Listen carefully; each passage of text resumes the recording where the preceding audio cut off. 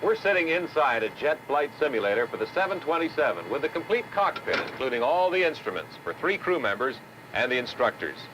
I'm in the seat of the co-pilot or first officer. Behind me here would be the flight engineer or second officer. And here in the captain's seat is one of the flight instructors, Don McGann. Don, the pilot gets all the sensations of a real flight here in the cockpit of this simulator, doesn't he? That's right, Bill. Let me show you what it feels like. For instance, this is the captain's flight instrument panel with such things as the airspeed indicator, the compass, and the altimeter. On your side of the airplane, you have an exact duplicate of my flight instruments. Right. And in the center, there's one set of instruments for engine readings. To the right of that is the gear handle, which controls raising and lowering of the gear. Here are the throttles for the 3 jet engines, and on this pedestal between us are the radio controls. On the overhead panel, there are various lighting switches, hydraulic switches, and other electrical switches. The hydraulic system on this airplane controls the landing gear, the brakes, the wing flaps, and the flight controls. We have 2 separate and distinct hydraulic systems, just in case one should not function properly. In addition to that, we have a standby system which is powered electrically.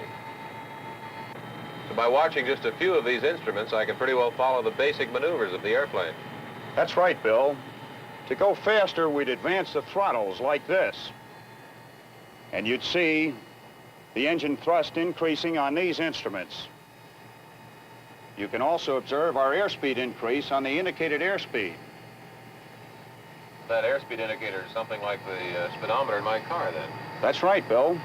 To slow down, we decrease throttle position. You can note the airspeed decay on your instrument. Also, if we want to slow down more quickly, we can extend our speed brakes, which are on top of the wings, by bringing this handle to the rear. Now notice how quickly your airspeed is decaying. Oh, yes. What's this instrument here? Bill, that's the gyro horizon. It's probably the most important flight instrument on your panel. It displays the true relationship of the airplane to the horizon at all times. Now, if we want to climb, we'd merely pull the nose up above the horizon like this. To descend, we'd ease the nose over slightly below the horizon like this. I see. Now, if we wanted to turn left, we could roll into a 30-degree bank like this. Now we're in a left turn. To make our flight more realistic here in the simulator, Bill, we can talk to the tower and approach control to get navigational, weather information, and also to get radar vectors. Well, since this is a simulated flight, the radio operator's sitting outside right in back of us. That's right, Bill. Let me show you how it works. I'm tuning Denver approach control now. Denver approach control, United Trainer 7271, over the Denver VOR at 11,000, requesting vectors for an ILS approach to runway 26 left at Denver. Go ahead. All right, United 7271, turn left heading 070, descend and maintain 7,000 feet. Radar vectors ILS 26 left approach. Roger, to left turn 070, descend to maintain 7. We're out of 11,000, and request your present weather, please. All right, United 7271, local weather now reporting ceiling 200 overcast, visibility is 1 mile, wind is light variable from the west, altimeter 3005. 3005 on the altimeter. Roger, weather. Thank you. One of the most important functions of the simulator is that the pilot can be trained to cope with any conceivable abnormal situation that might arise. During an actual lesson with pilots in training, the instructor uses a problem panel. By pushing any of these buttons, he can produce the actual conditions of any problem situation he wishes.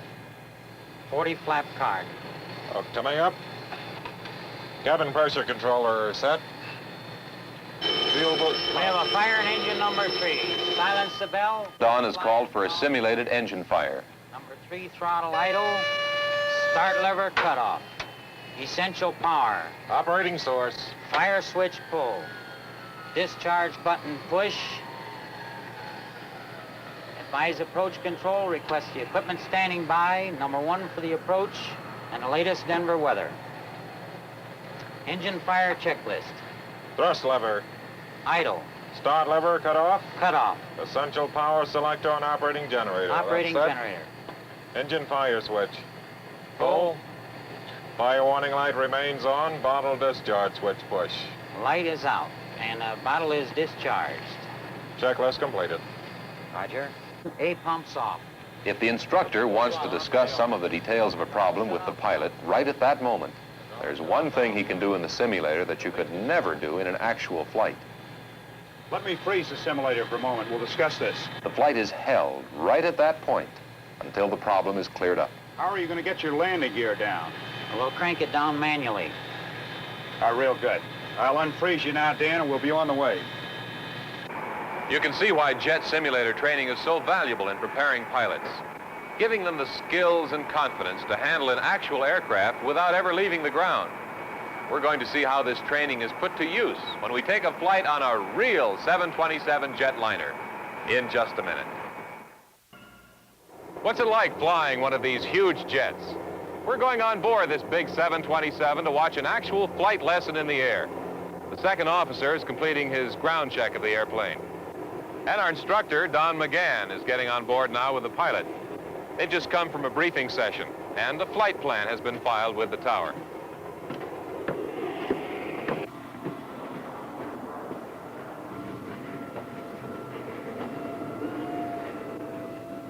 This is a regular 727 jetliner.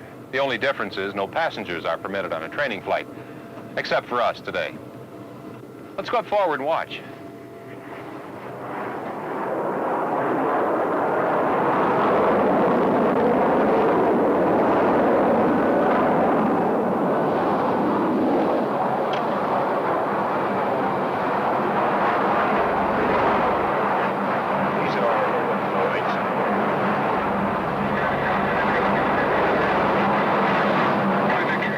You'll hear Don say rotate when the pilot should begin to lift the nose.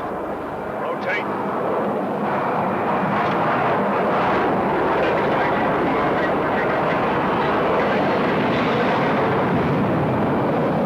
Positive rate. Gear up. You're coming up.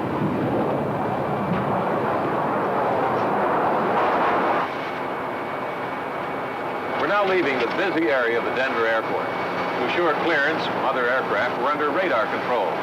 An area has been assigned to us where it'll be safe for us to practice our maneuvers in the air. United 1011, radar contact, maintain heading, intercept 400 navigation. Climb power after takeoff checklist. Power. 197. Go check.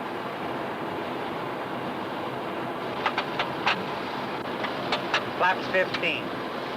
Flaps 15. There's a warning device to let the pilot know that he may be flying too slowly and approaching a stall. It's called the stick shaker because it actually vibrates or shakes the control stick in the pilot's hand. Checking the stick shaker.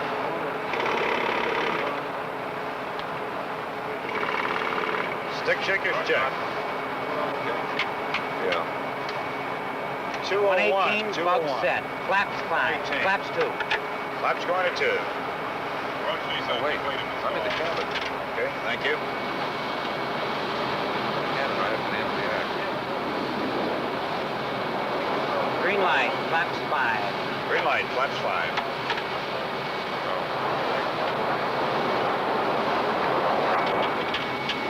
Add a little more power now so she doesn't decelerate so rapidly. Roger, 133.0. Gear down. Final descent check. Gear down, final descent.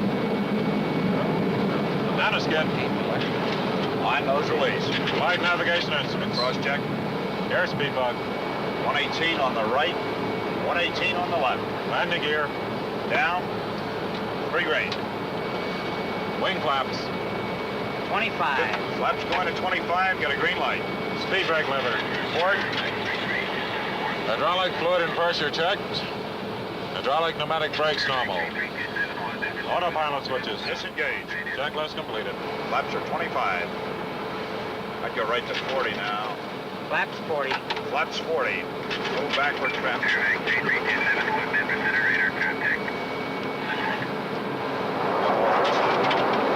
Stall thrust. Stall thrust. And Denver Center, United Trainer 711. Block 1514. You'll turn your in. 711. Reference speed. 110.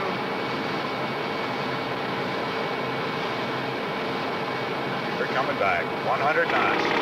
Takeoff bar. Takeoff bar. Flaps 25. Flaps 25. Trainer 711, go.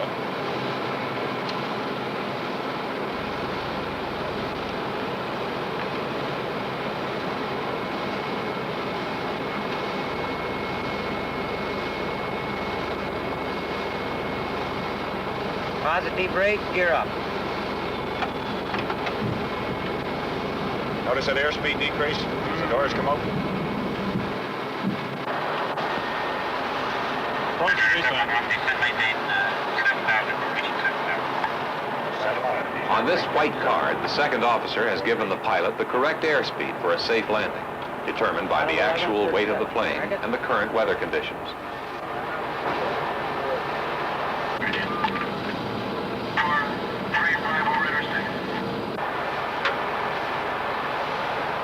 Altimeter is 3011. Tuning the outer marker on mine, identify it. Next, Don McGann is going to ask the pilot to fly an ILS, an instrument approach. The hood the pilot has been wearing will be down for this practice approach to a landing, so that he can't look out at the ground, but can see only the instrument panel in front of him.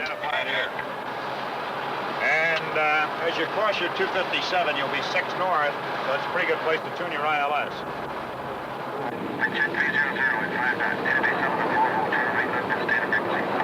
300. 1,000 above the field. Flight instruments check.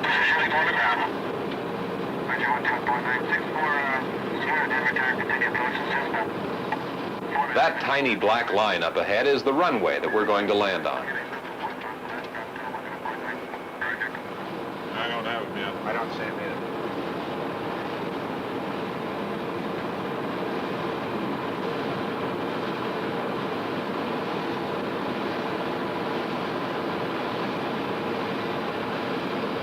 Very nice. Keep them tucked in.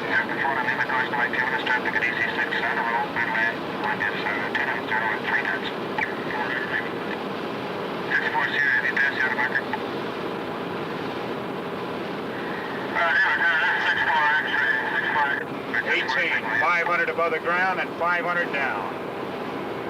Have the traffic in sight. 118, 400 above the ground, 500 down.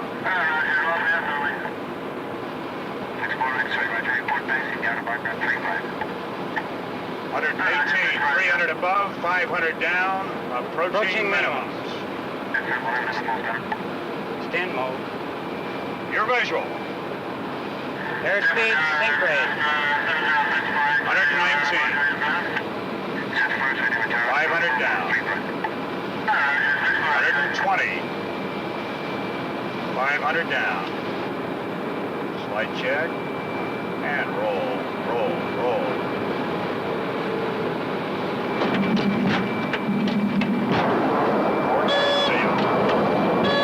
Three lights.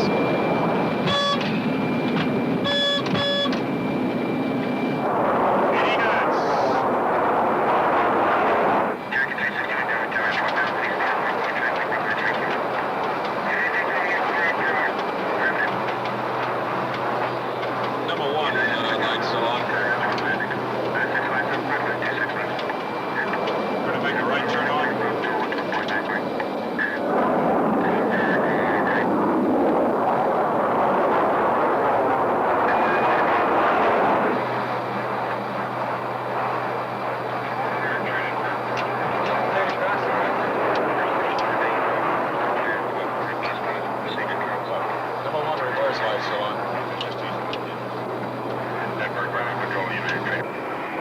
The pilot was able to handle this 727 jet as skillfully as he did because of the extensive, careful training methods we've seen today.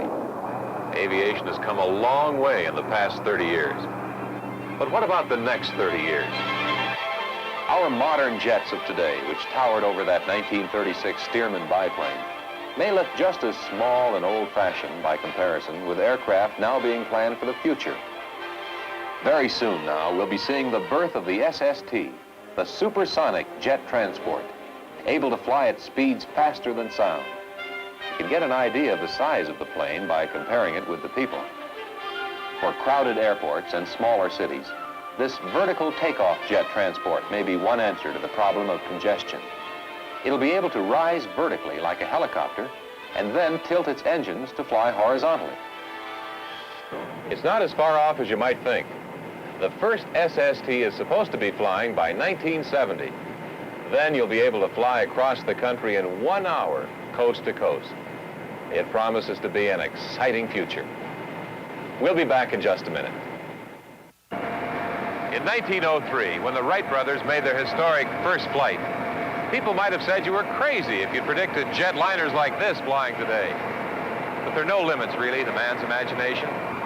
Even now, the aviation planners are talking about intercontinental rocket transports that will fly at 15,000 miles an hour, 10 minutes from New York to Los Angeles. How'd you like to pilot one of those? Well, who knows? Perhaps you will. Be sure to join us next week for another exciting Discovery program. See you then. The Discovery Production Unit's domestic transportation arrangements and production consideration provided by United Airlines.